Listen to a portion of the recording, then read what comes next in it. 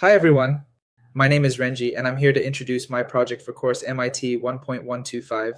I'm a first year master's student from the Biostatistics department at Harvard.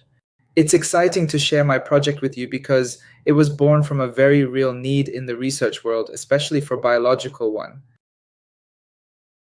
Imagine you're a researcher juggling dozens of papers, experiment results, and notes from various sources. You've stored everything somewhere, but finding the exact knowledge you need at the right time feels impossible. That's the problem this project is trying to solve.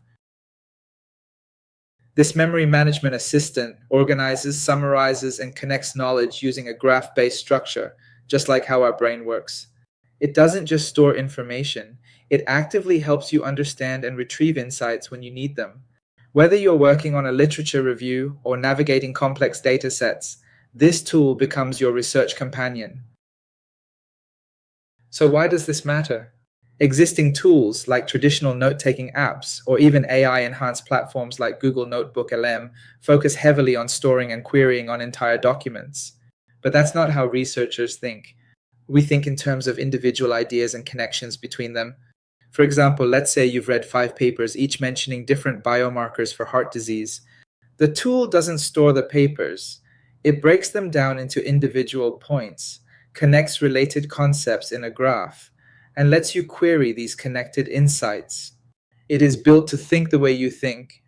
In short, this project is not just reinventing the wheel, it is making it more usable and more specialized for researchers dealing with diverse sourced and even contradictory information that is hard to remember by our human brain.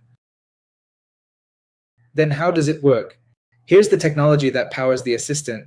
On the back end, I'm going to use Python and Flask to handle the core logic. For user interaction, the front end uses React.js to offer a sleek, responsive interface. For intelligence, I'm integrating APIs like OpenAI's GPT to handle summarization, semantic parsing, and other processing.